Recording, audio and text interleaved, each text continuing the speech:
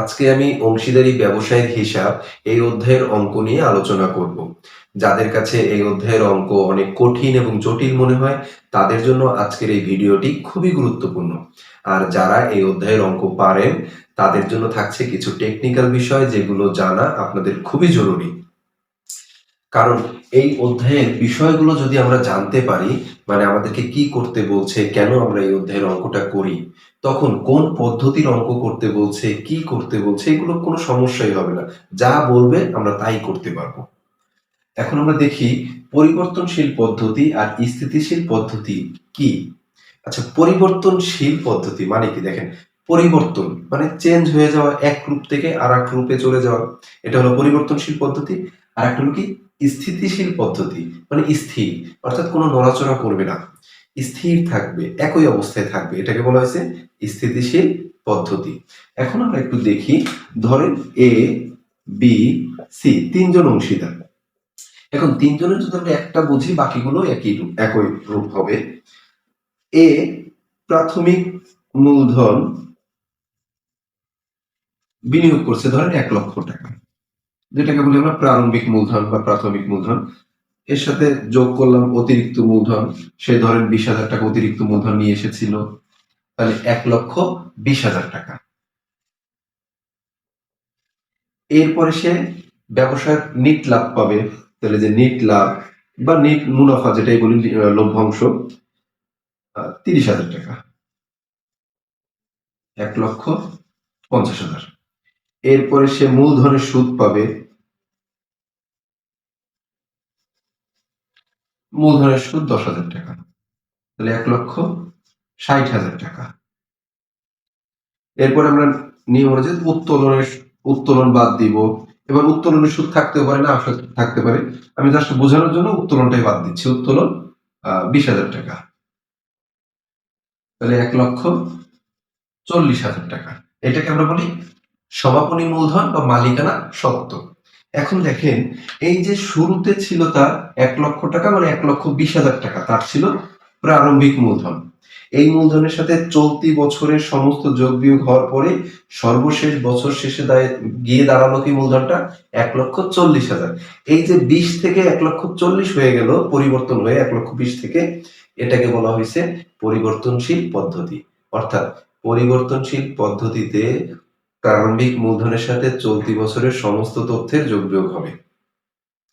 সমস্ত বলতে যেগুলো প্রাসঙ্গিক, যেগুলো আসবে সেগুলো আমরা বলে দিব, মানে চলতি বছরের তথ্যগুলো প্রারম্ভিক মূলধনের সাথে যোগ বিয়োগ হবে, এটাকে বলা হয়েছে পরিবর্তনশীল পদ্ধতি। তাহলে স্থিতিশীল পদ্ধতি মানে এই যে প্রারম্ভিক মূলধনটা আছে এইটা আসবে না, এটা আলাদা থাকবে, স্থির থাকবে। চলতি বছরের যে তথ্যগুলো আছে, মুনাফা অংশ মানে নিট লাভ, মূলধনের সুদ, উত্তোলনের সুদ, যদি সে আরো কোনো কিছু পায় বা দেয়, সেইগুলো চলতি বছরেরটা আলাদাভাবে হিসাব করাকে বলা হয়েছে স্থিতিশীল পদ্ধতি। অর্থাৎ প্রারম্ভিক মূলধনের সাথে যোগ বিয়োগ হবে না। আশা করি স্থিতিশীল পদ্ধতি পরিবর্তনশীল পদ্ধতি কিছুটা বুঝতে পারছেন। তাই আমি পরিবর্তনশীল পদ্ধতিতে আমরা প্রস্তুত করি অংশীদারদের মূলধন হিসাব, আর স্থিতিশীল পদ্ধতিতে প্রস্তুত করি অংশীদারদের চলতি হিসাব। কারণ পরিবর্তনশীল পদ্ধতি মানে হলো প্রারম্ভিক মূলধনের সাথে সকল কিছু যোগ বিয়োগ হবে, তাই মূলধন হিসাব। আর স্থিতিশীল পদ্ধতিতে প্রারম্ভিক মূলধনটা আলাদা থাকবে, চলতি বছরের টুক যোগ বিয়োগ হবে, তাই হবে চলতি হিসাব। আশা করি আপনারা বিষয়টা বুঝতে পারছেন। তাই যদি স্থিতিশীল পদ্ধতি বলে কি করব, মূলধন আসবে কি আসবে না, এটা নিয়ে ভাবার সময় নেই, আপনি বিষয়টা তো বুঝতে পারলেন, চলতি বছরে টুক করে দিলেন। পরিবর্তনশীল বললে সম্পূর্ণ টুক করে দিলেন। আশা করি বুঝতে পারছেন। এরপরে এই অধ্যায়ের মেইনলি আমরা করি কি, লাভ লোকসান আবন্টন হিসাব আর অংশীদারদের মূলধন হিসাব বা চলতি হিসাব। এই দুইটা কাজ মেইনলি আমরা এই অধ্যায়ে করে থাকি। এখন লাভ লোকসান আবন্টন হিসাব কি? দেখেন, লাভ মানে নেট লাভ, লোকসান নেট ক্ষতি, এটা বন্টন করে দাও, বন্টন করে দাও কাদের মাঝে? অংশীদারদের মাঝে। আমরা যে বিশদায় বিনিয়োগ অর্থাৎ আর্থিক অবস্থার বিনিয়োগ প্রস্তুত করি প্রত্যেক বছর শেষে বা একটা ব্যবসায়ের সময়কাল শেষে আমরা প্রস্তুত করি, সেই আর্থিক অবস্থার বিনিয়োগ প্রস্তুতের সময় বিশদায় বিনিয়োগ করে থাকি। সেখানে কি আমরা একটা নেট লাভ বা ক্ষতি বের হয়, এই নেট লাভ বা ক্ষতিটা আমরা বন্টন করব।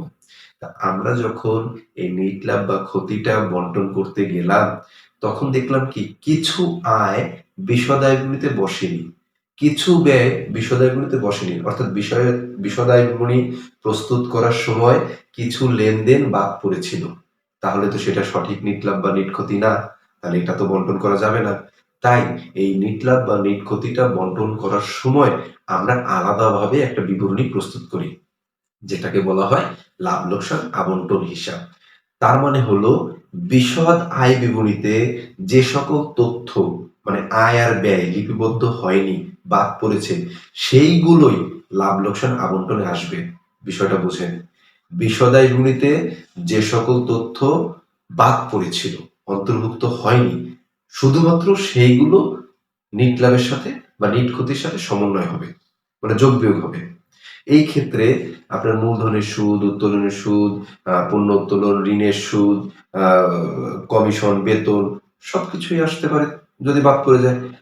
এর বাহিরেও আপনার শিক্ষানবিশ ভাতা, শিক্ষানবিশ স্যালামি, বিনিয়োগের সুদ, আপনার উপভাড়া, অফিস ভাড়া, কর্মচারীদের বেতন, যে কোনো আয়, যে কোনো ব্যয় বিশদ আয়গুলিতে অন্তর্ভুক্ত হয়নি, সবগুলোই লাভ লোকসান আবন্টনে আসবে। তার মানে লাভ লোকসান আবন্টনে আসবে, কোনো নির্দিষ্ট এন্ট্রি নেই। আশা করি বিষয়টা বুঝতে পারছেন। এখন আমরা দেখি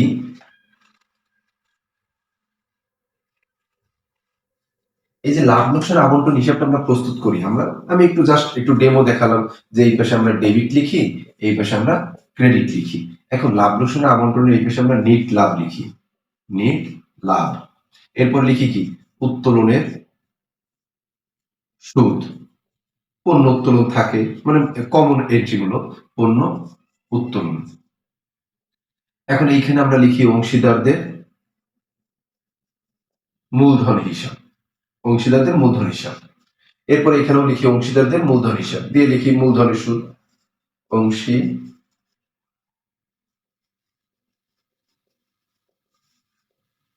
মূলধন হিসাব দিয়ে লিখি মূলধনের সুদ। এখন দেখেন আমাদের কথা হলো কি অংশীদারদের মূলধন হিসাব নামটা কেন লিখি, যেমন আমরা আগে মানে চিঠি যখন পাঠাতাম তখন টু, ফ্রম এটা লিখে দিতাম, তার মানে কোথা থেকে আসছে কোথায় যাবে। এইটার মানে হলো এই যে অংশীদারদের মূলধন হিসাব, এই তথ্যটা পরবর্তীতে অংশীদারদের মূলধন হিসেবে যাবে, অর্থাৎ ঠিকানাটা দিয়ে দিলাম। এই যে মূলধনের সুদ, অংশীদারদের মূলধন হিসাব, ঠিকানাটা দিয়ে দিলাম। দেখেন আপনারা কিন্তু এখানে লেখেন যে ধরেন এর ঋণ হিসাব দিয়ে এখানে লেখেন কি ঋণের সুদ।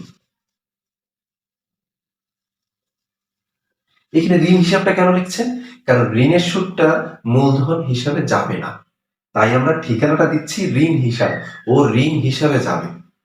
আশা করি এই যে অংশীদারদের মূলধন হিসাব এটা কেন দেই এটা বুঝতে পারছেন। আমরা মুখস্থ করব না। যদি এখানে থাকতো কর্মচারীদের বেতন তাহলে লিখতাম না যে অংশীদারদের মূলধন হিসাব, কারণ এটা অংশীদারদের মূলধন হিসাবে যাবে না, তাই আমরা কর্মচারীদের বেতন লিখছি। যদি এখানে থাকতো বিনিয়োগের সুদ তাহলে শুধু লিখতাম বিনিয়োগের সুদ, কোনো ঠিকানা দিতাম না, কারণ এইখানে ওর অবস্থানটা শেষ। আর যে সকল তথ্যগুলো অংশীদারদের মূলধন হিসেবে যাবে তখন আমরা ঠিকানাটা দিই অংশীদারদের মূলধন হিসাব। এটা হলো এখানে যাওয়ার ঠিকানা, জাস্ট বোঝানোর জন্য বললাম। আর বিষয়টা হলো এই লাভ লোকসান আবন্টনের ডেবিটের পাশের অংশটা অংশীদারদের মূলধন হিসেবে ক্রেডিট পাশে যাবে, ক্রেডিট পাশেরটা অংশীদারদের মূলধন হিসেবে ডেবিট পাশে যাবে। এইরকম ভাবে কোনো তথ্য আপনারা মুখস্থ করবেন না, জাস্ট বোঝেন কোনগুলো যাবে কোনগুলো যাবে না।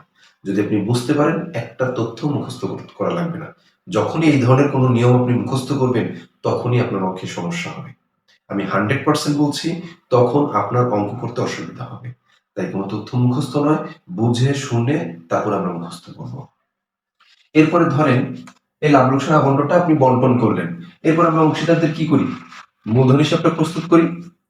এখন দেখেন এই যে অংশীদারদের মূলধন হিসাব, এইটা আমরা কেন করি বা এখানে কোন তথ্যগুলো যাবে, স্পষ্টভাবে বলছি অংশীদারগণ প্রতিষ্ঠানের কাছে যা যা পাবে এবং প্রতিষ্ঠানকে যা যা ফেরত দিবে সেইগুলো অংশীদারদের মূলধন হিসেবে যাবে। অংশীদারগণ, স্পষ্টভাবে বলতেছি, অংশীদারগণ যা যা পাবে, যেমন মূলধনের সুদ প্রতিষ্ঠান কি অংশীদারকে দিবে, কোনো অংশীদার যদি ব্যবসা পরিচালনা করে বেতন তাকে দিবে, কমিশন যদি পায় তাকে দিবে, ঠিক উত্তোলন ওইটা ফেরত দিবে।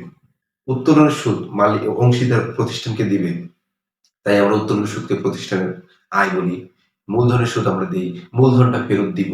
তাহলে এই সকল তথ্য অর্থাৎ অংশীদার প্রতিষ্ঠানের কাছে যা যা পাবে আর প্রতিষ্ঠানকে অংশীদার যা যা দিবে, এই তথ্যগুলোই অংশীদারদের মূলধন হিসাবে আসবে।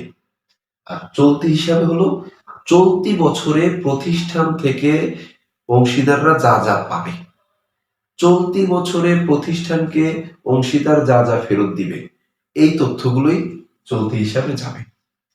আশা করি আপনারা বিষয়টা বুঝতে পেরেছেন অংশীদারদের। তারপর আমি যখন অঙ্ক করব প্রত্যেকটা বিষয় আমি আইডেন্টিফাই করে দিব স্পষ্টভাবে, তখন দেখবেন একদম ক্লিয়ার হয়ে গেছে, কোনো তথ্যই আপনার মুখস্থ করা লাগবে না।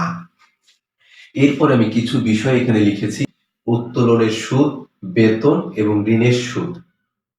এখন দেখেন, ঋণের সুদ, যদি কেউ ঋণ প্রদান করে অংশীদারদের মধ্যে, তাকে অবশ্যই ঋণের সুদ দিতে হবে, বাধ্যতামূলক 6%, যদি কোনো পার্সেন্ট উল্লেখ না থাকে, এবং সে যেদিন থেকে ঋণ দেবে তাকে সেদিন থেকে সুদ দিতে হবে। এক। দ্বিতীয় কথা হলো কি, বেতন। যদি কোনো অংশীদার ব্যবসা পরিচালনা করে তাকে আমরা বেতন দিয়ে থাকি, সম্মানিতা দেই। এই বেতনের হিসাবটা হলো, আমাদের দুইটা হিসাব আছে, আমরা বলি বেতন চার্জ ও ডেবিট করা হয়েছে, আর একটা বলি বেতন ক্রেডিট করা হয়েছে, বা মালিক অংশীদার তার বেতন উত্তোলন করে নিয়ে গেছে। এই দুইটা হিসাবে আমাদের গড়মিল হয়। এখন খেয়াল করেন, বেতন চার্জ বা ডেবিট করা হয়েছে, এই কথাটা মানে কি, আপনি জাবেদা করেছেন ডেবিট, তাহলে খতিয়ান করেছেন, রেয়ামিল করেছেন, বিশদায় গণিতে লিখছেন, তার মানে বেতনটা আমার বিশদায় গণিতে লেখা আছে। তাহলে আমি বলেছিলাম লাভ লোকসান আবন্টন প্রস্তুতের সময় যে সকল তথ্য বিশদায় গণিতে লেখা হয়নি সেগুলো আসবে। তাহলে বেতনটা তো চার্জ করা হয়েছে, ডেবিট করা হয়েছে, তাহলে বিশদায় গণিতে লেখা হয়েছে, তাহলে এইটা লাভ লোকসান আবন্টন হিসাবে আসবে না। এরপরে আছে কি, বেতনটা মালিক উত্তোলন করছে, অংশীদার উত্তোলন করছে, বা বেতন ক্রেডিট করা হয়েছে। এই কথাটার মানে হলো, মালিক যদি অংশীদারদের মূলধন হিসাব প্রস্তুতের নিয়মটা কি বলেছিলাম, অংশীদারগণ প্রতিষ্ঠানের কাছে যা যা পাবে, তাহলে বেতন তো সে নিয়ে গেছে, তাই তো আর পাবে না, তাহলে এইটা অংশীদারদের মূলধন হিসাবে যাবে না। আবার বেতন ক্রেডিট করা হয়েছে মানে কি, অর্থাৎ বেতনটা মূলধনের সাথে সমন্বয় করা হয়ে গেছে, তাহলে যেহেতু করা হয়েছে তাই তো আর পাবে না, তাহলে তখন এটা আসবে না। তার মানে ডেবিট করা মানে হলো বিশদায় গণিতে লেখা আছে, লাভ লোকসান আবন্টন হিসাবে আসবে না। ক্রেডিট করা মানে হলো মালিক বেতনটা নিয়ে গেছে, মূলধনের সাথে সমন্বয় করা হয়েছে, তাই মূলধন হিসাবে আসবে না। আশা করি বুঝতে পারছেন। এরপরে আমি উত্তোলনের সুদ বলছি। উত্তোলন নিয়ে যদি কথা বলে, উত্তোলনের সুদ ধরতে বললে ধরবো, না ধরতে বললে ধরবো না। ঠিক মূলধনের সুদও তাই, ধরতে বললে ধরবো, না হলে না। এখন এই উত্তোলনের সুদে যদি বার্ষিক উত্তোলন থাকে তাহলে কোনো অসুবিধা নাই, আমরা যে কয় পার্সেন্ট থাকবে সেই কয় পার্সেন্ট সুদ ধরবো, এবং গড়ে 6 মাসের। কিন্তু যদি উত্তোলনের সুদ ওই যে বলে প্রতি মাসের শুরুতে, প্রতি মাসের মাঝামাঝি, প্রতি মাসের শেষে, আবার বলে 2 মাস অন্তর, 3 মাস অন্তর, তখন আমাদের সমস্যা হয়। আমরা মুখস্থ করি কি, প্রতি মাসের শুরুতে করলে 6.5 গড় সময়, শেষে করলে 5.5, মাঝামাঝি করলে 6, এবং 2 মাস অন্তর অন্তর করলে 2.5, মানে 2.5। এই যে বিষয়টা, এটা মুখস্থ করি। অ্যাকচুয়ালি আমরা মুখস্থই করব, কিন্তু আমরা একটু বুঝে করি যে কিভাবে আসলে হলো এটা। দেখেন, প্রতি মাসের শুরুতে উত্তোলন করছে, তার মানে কি, জানুয়ারি মাসে 1 তারিখে উত্তোলন করছে, মানে উত্তোলনটা করছে মালিক অংশীদার। তাহলে 1 তারিখে উত্তোলন করলে টাকাটা তার কাছে কয় মাস থাকবে, জানুয়ারি, ফেব্রুয়ারি, মার্চ, এভাবে করতে করতে 12 মাস থাকবে, তাহলে সে 12 মাসের সুদ দিবে। পরে আবার ফেব্রুয়ারি মাসের 1 তারিখে আবার সে উত্তোলন করছে, তাহলে ওই টাকাটা কি, জানুয়ারিতে শেষ, তাহলে পরের 11 মাসে সুদ দেবে। এইভাবে করতে করতে 10 মাস, 9 মাস, 8 মাস, 6 মাস, 7 মাস, 5 মাস, 4 মাস, 3 মাস, 2 মাস, ডিসেম্বর মাসের 1 তারিখ উত্তোলন করছে, তাহলে সে 1 মাসের সুদ দেবে। এবার বিষয়টা বুঝতে পারছেন? এখন আমরা সব সংখ্যা যোগ করছি, যোগ করলে হয় 78, তাকে 12 দ্বারা ভাগ, মানে গড় 6.5। তাই আমরা বলি প্রতি মাসের শুরুতে উত্তোলন করলে হবে 6.5। এবার প্রতি মাসের মাঝামাঝি, তার মানে কি 15 দিন পরে সে উত্তোলন করছে, তাহলে ওই 15 দিনে তো সুদ দিবে না, তাহলে পরবর্তী দেবে কি 11 মাস, আর বাকি 15 দিনে তাহলে 11.5 মাস, পরে দিচ্ছে 10.5 মাস। এইভাবে করতে করতে ডিসেম্বর মাসে 15 দিন পরে উত্তোলন করছে, তাহলে বাকি 15 দিনের সুদ দিবে, তাই আমরা বলি 0.5 মাস। তাই সবগুলো যোগ করলে হয় 72, 12 দ্বারা ভাগ, তাই আমরা 6। তাই বলি প্রতি মাসের মাঝামাঝি উত্তোলন করলে হবে 6 গড় সময়। এরপরে হলো বলছে প্রতি মাসের শেষে, তাহলে জানুয়ারি মাসের শেষে উত্তোলন করছে, তাহলে জানুয়ারি মাসের সুদ তো দিবে না, দেবে কি পরবর্তী 11 মাস তার কাছে টাকাটা থাকবে, 11 মাসের সুদ, তাই 11। এইভাবে 10, 9 করতে করতে কমতে কমতে ডিসেম্বর মাসে একদম 31 তারিখ উত্তোলন করছে, তাহলে কি ডিসেম্বর মাসের সুদ সে দেবে না, 0।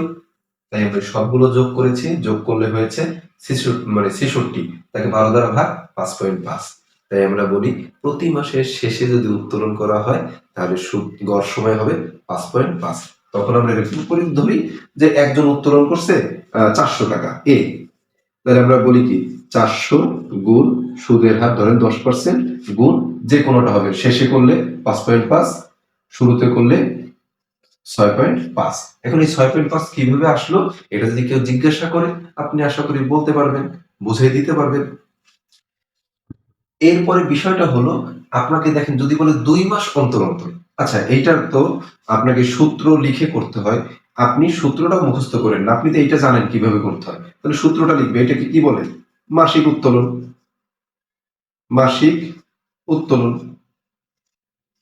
গুণ সুদের হার,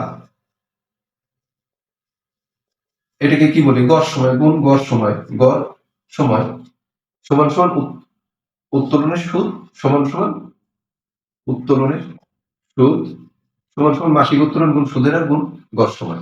আপনি একটু কল্পনা করে এটা দেখেন, পরে আবার নিচে করে দেন, কারণ যেহেতু এটা ক নম্বর প্রশ্নে আসে সেখানে 2 মার্ক, তাই সংক্ষেপে না করে একটু সূত্রটা লিখলে 2 দিবে, তা নাহলে দেখা যাবে কি 1.5 দিতে পারে, 1 দিতে পারে, তাহলে একটু কষ্ট করলে আপনি 2 পাবেন।